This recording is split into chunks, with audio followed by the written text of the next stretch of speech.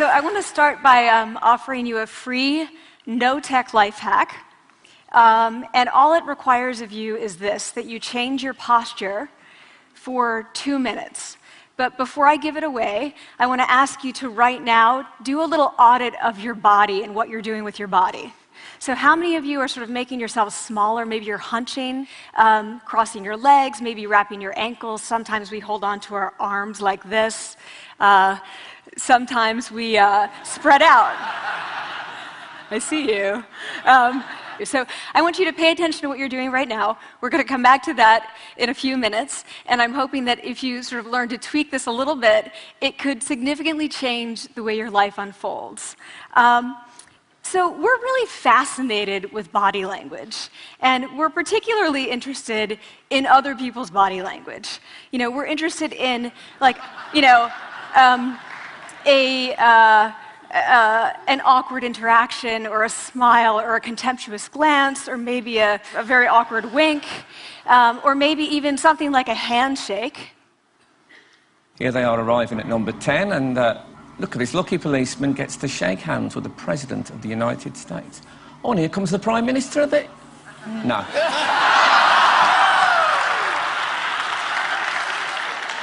So a handshake, or the lack of a handshake, can have us talking for weeks and weeks and weeks, even the BBC and the New York Times. So obviously, when we think about nonverbal behavior or body language, but we call it nonverbals as social scientists, it's language. So we think about communication. When we think about communication, we think about interactions. So what is your body language communicating to me? What's mine communicating to you? And there's a lot of reason to believe that this is a valid way to look at this. So social scientists have spent a lot of time looking at the effects of our body language or other people's body language on judgments. And we make sweeping judgments and inferences from body language.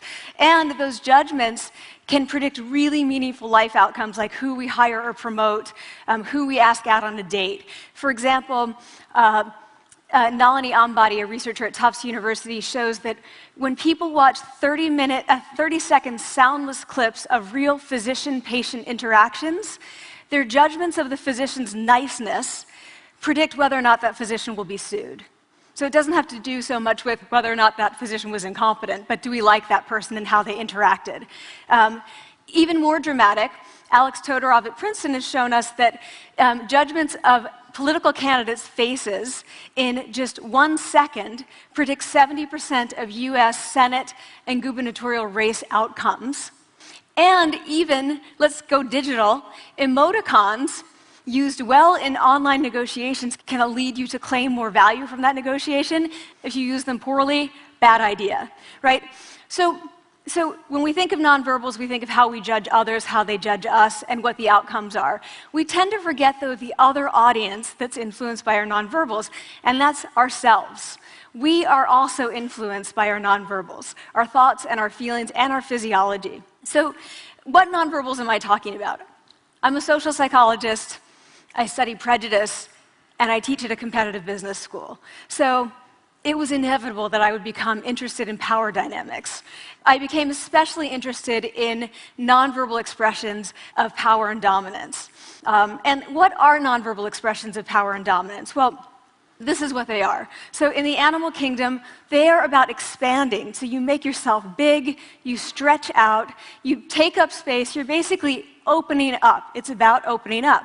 And this is true across the animal kingdom. It's not just limited to primates, and humans do the same thing.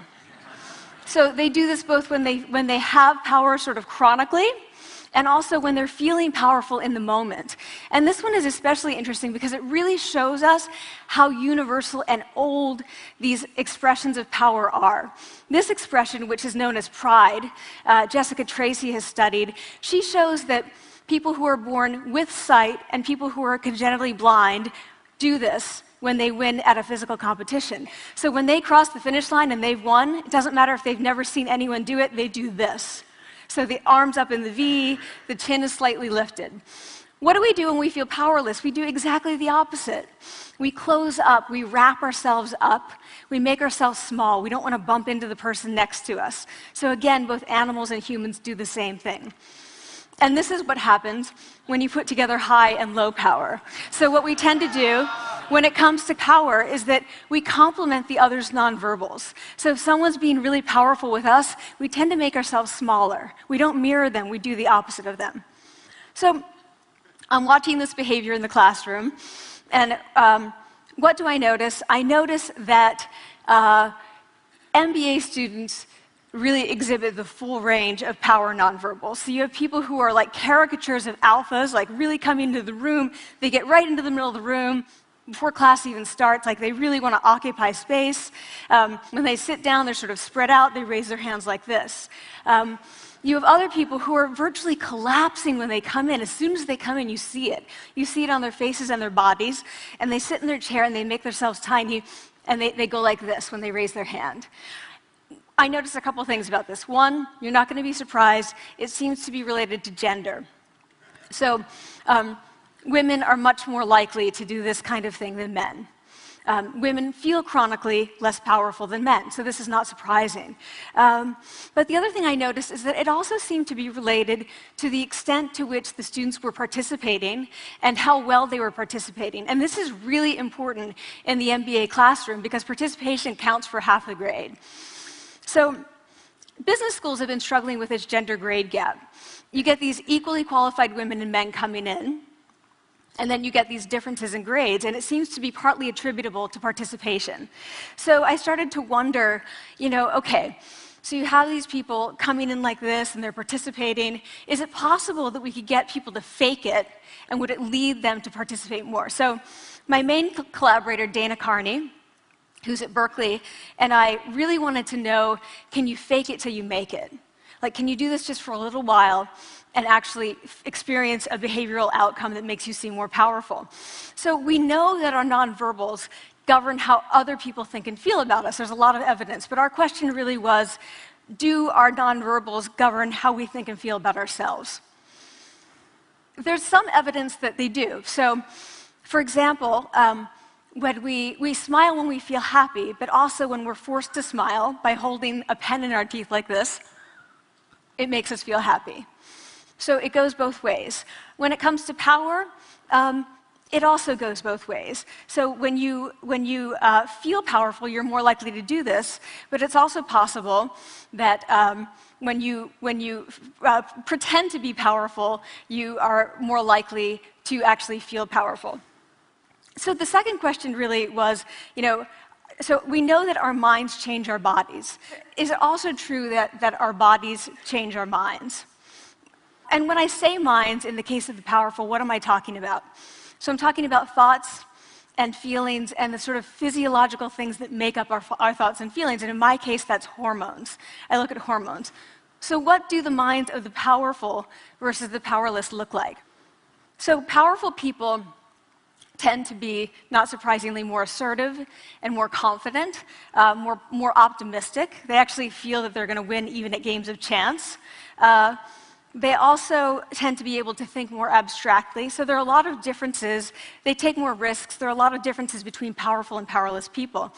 Physiologically, there also are differences on two key hormones, testosterone, which is the dominance hormone, and cortisol, which is the stress hormone.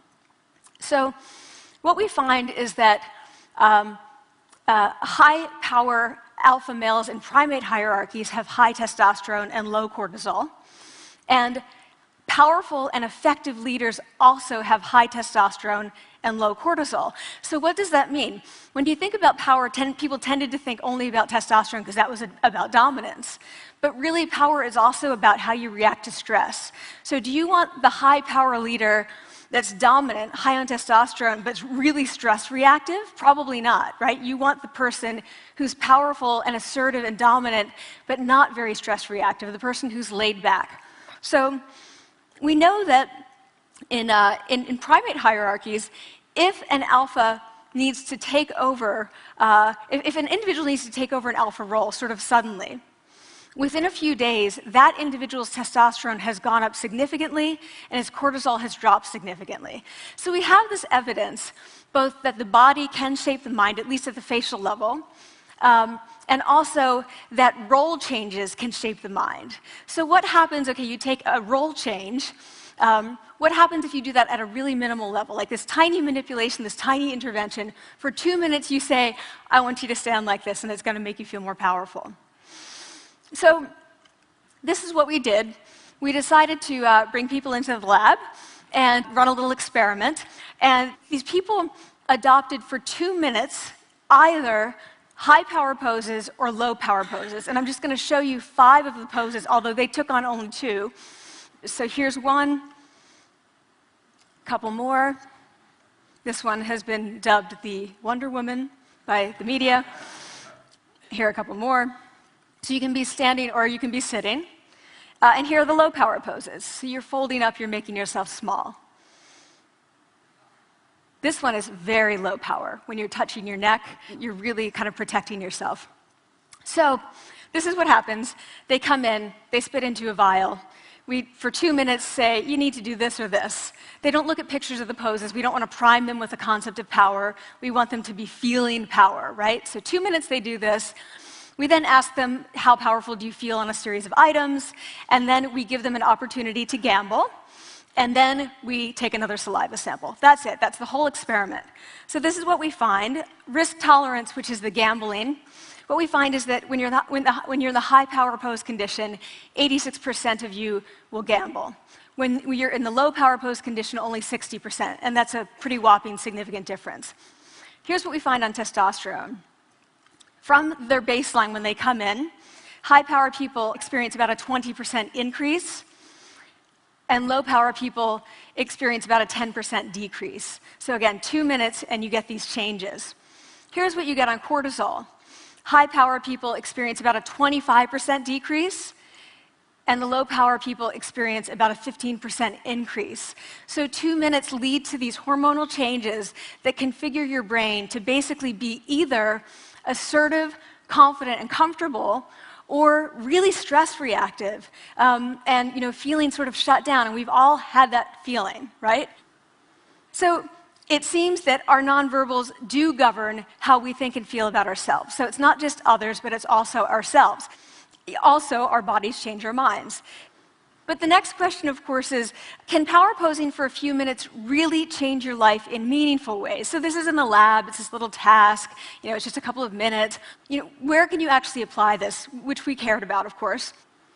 And so we think it's really what matters, where you want to use this is evaluative situations, like social threat situations. Where are you being evaluated? Either by your friends, like for teenagers, it's at the lunchroom table. It could be, for some people, it's speaking at a school board meeting. It might be giving a pitch, or giving a talk like this, or doing a job interview. We decided that the one that most people could relate to, because most people had been through, was the job interview. So we published these findings, and the media are all over it, and they say, okay, so this is what you do when you go in for the job interview, right? So we were, of course, horrified and said, oh my God, no, that's not what we meant at all, for numerous reasons. No, don't do that. Again, this is not about you talking to other people, it's you talking to yourself. What do you do before you go into a job interview? You do this. Right? You're sitting down, you're looking at your iPhone or your Android, not trying to leave anyone out. You're looking at your notes, you're hunching up, making yourself small, when really what you should be doing maybe is this, like in the bathroom, right? Do that, find 2 minutes. So that's what we want to test, okay? So we bring people into a lab, and they do either high or low power poses again. They go through a very stressful job interview. It's 5 minutes long. They are being recorded, they're being judged also, and the judges are trained to give no nonverbal feedback. So they look like this. Like, imagine this is the person interviewing you. So for 5 minutes, nothing. And this is worse than being heckled. People hate this. It's what Marianne LaFrance calls standing in social quicksand. So this really spikes your cortisol. So this is the job interview we put them through, because we really wanted to see what happened. We then have these coders look at these tapes, 4 of them. They're blind to the hypothesis, they're blind to the conditions. They have no idea who's been posing in what pose. And they end up looking at these sets of tapes, and they say, oh, we want to hire these people, all the high power posers. We don't want to hire these people. We also evaluate these people much more positively overall. But what's driving it? It's not about the content of the speech. It's about the presence that they're bringing to the speech. We also, because we rate them on all these variables related to sort of competence, like how well structured is the speech? How good is it? What are their qualifications? No effect on those things. This is what's affected, these kinds of things. People are bringing their true selves, basically. They're bringing themselves. They bring their ideas, but as themselves, with no residue over them. So this is what's driving the effect or mediating the effect. So when I tell people about this, that our bodies change our minds and our minds can change our behavior and our behavior can change our outcomes, they say to me, it feels fake, right? So I said fake it till you make it. Like, it's not me. Like, I don't want to get there and then still feel like a fraud. I don't want to feel like an imposter. I don't want to get there only to feel like I'm not supposed to be here. And that really resonated with me because I want to tell you a little story about being an imposter and feeling like I'm not supposed to be here. When I was 19, I was in a really bad car accident. I was thrown out of a car, rolled several times. I was thrown from the car, and I woke up in a head injury rehab ward. And I had been withdrawn from college, and I learned that my IQ had dropped by 2 standard deviations, which was very traumatic. I knew my IQ because I had identified with being smart, and I had been called gifted as a child. So I'm taken out of college. I keep trying to go back. They say, you're not going to finish college. Like, just, there are other things for you to do, but that's not going to work out for you. So I really struggled with this, and I have to say, having your identity taken from you, your core identity, and for me it was being smart, having that taken from you, there's nothing that leaves you feeling more powerless than that. So I felt entirely powerless. I worked and worked and worked, and I got lucky and worked and got lucky and worked. Eventually I graduated from college. It took me 4 years longer than my peers. And I convinced someone, my angel advisor, Susan Fisk, to take me on. And so I ended up at Princeton, and I was like, I am not supposed to be here. I am an imposter. And the night before my first year talk, and the first year talk at Princeton is a 20-minute talk to 20 people. That's it. I was so afraid of being found out the next day that I called her and said, I'm quitting. She was like, you are not quitting, because I took a gamble on you and you're staying. You're going to stay, and this is what you're going to do. You're going to fake it. You're going to do every talk that you ever get asked to do. You're just going to do it and do it and do it, even if you're terrified and just paralyzed and having an out-of-body experience, until you have this moment where you say, oh my gosh, I'm doing it. Like, I have become this. I am actually doing this. So that's what I did. 5 years in grad school. A few years, I'm at Northwestern. I moved to Harvard. I'm at Harvard. I'm not really thinking about it anymore, but for a long time I had been thinking, not supposed to be here, not supposed to be here. So at the end of my first year at Harvard, a student who had not talked in class the entire semester, who I had said, look, you've got to participate or else you're going to fail, came into my office. I really didn't know her at all. And she came in totally defeated, and she said, I'm not supposed to be here.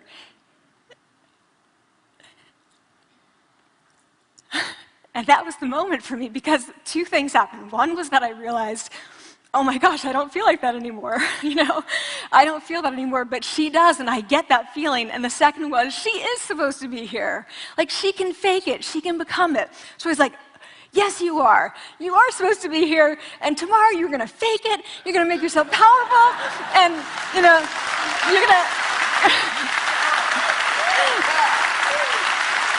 and you're going to go into the classroom, and you are going to give the best comment ever, And she gave the best comment ever, and people turned around, they were like, oh my God, I didn't even notice her sitting there, She comes back to me months later, and I realized that she had not just faked it till she made it, she had actually faked it till she became it. So she had changed. And so I want to say to you, don't fake it till you make it. Fake it till you become it. It's not do it enough until you actually become it and internalize. The last thing I want to leave you with is this. Tiny tweaks can lead to big changes. So this is 2 minutes. 2 minutes, 2 minutes, 2 minutes. Before you go into the next stressful evaluative situation, For 2 minutes, try doing this in the elevator, in a bathroom stall, at your desk behind closed doors. That's what you want to do. Configure your brain to cope the best in that situation. Get your testosterone up, get your cortisol down. Don't leave that situation feeling like, oh, I didn't show them who I am. Leave that situation feeling like, oh, I really feel like I got to say who I am and show who I am. So I want to ask you first, both to try power posing, and also I want to ask you to share this science, because this is simple. I don't have ego involved in this. Give it away. Share it with people, because the people who can use it the most are the ones with no resources and no technology and no status and no power. Give it to them, because they can do it in private. They need their bodies, privacy, and 2 minutes, and it can significantly change the outcomes of their life. Thank you.